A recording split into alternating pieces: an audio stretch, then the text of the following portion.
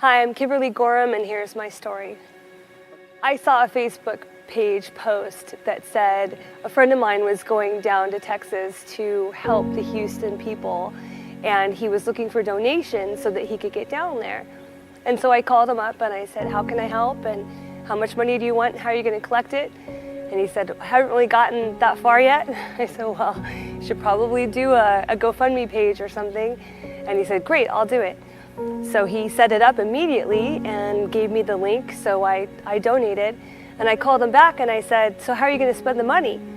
And he said, I haven't quite thought about that. And so I just put it out there to my Facebook group and I said, hey everybody, it's a very worthy cause, it's a really honest man that's doing this and I want to get some help for him. So the $2,000 was raised the first day. And I said, okay, we're going to have to up that limit. So at the end of the week, we had $22,000. And we packed the truck. We got down there, we set up the triage station, and I was in communication with Billy, who was in the next town over in Lumberton. And he said, we have a couple bags of beans, a couple loaves of bread left. We have about 1,000 people here that don't have anything. Is there any way you could get some food here?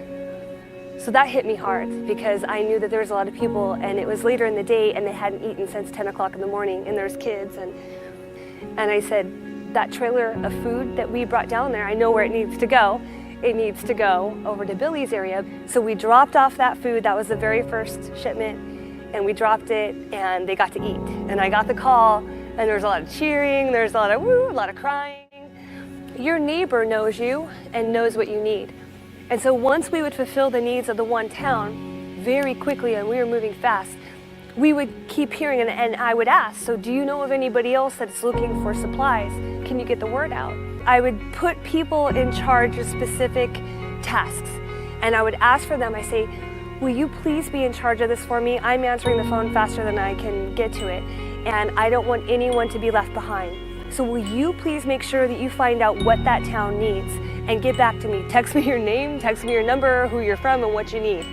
And so these texts now started coming in, and it was a snowball effect. It was the special, specific needs that we were able to coordinate with the help of the volunteers, of the people that I specifically said, don't let me down, please report back to me. If you don't reach me, just keep calling, you're important to me. You know, we're in this together. I kept saying, no town left behind.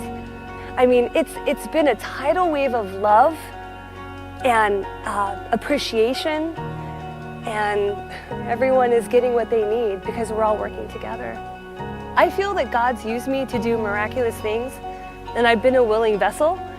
What we did during this entire 8 days, we had 7,800 people rescued. We've moved over $30 million worth of supplies. That's just in one location. I had 11 locations that were my main distribution centers. There's good work going on now too, because we've established these connections. And the churches that were feeling good about distributing the food are now changing gears, and they're starting to help people muck out their houses and get the lives rebuilt. So we've really kind of solidified these amazing groups of people that are helping each other. And it's going to continue. I mean, I know it. I keep saying no town left behind, and I really mean that. So my old life as I knew it, I don't think it'll ever be the same. I'm willing to move forward and do God's work wherever He wants me to do it. What this has done for my Christian walk, I thought I was a strong Christian before. The things that I've seen God do with His hands.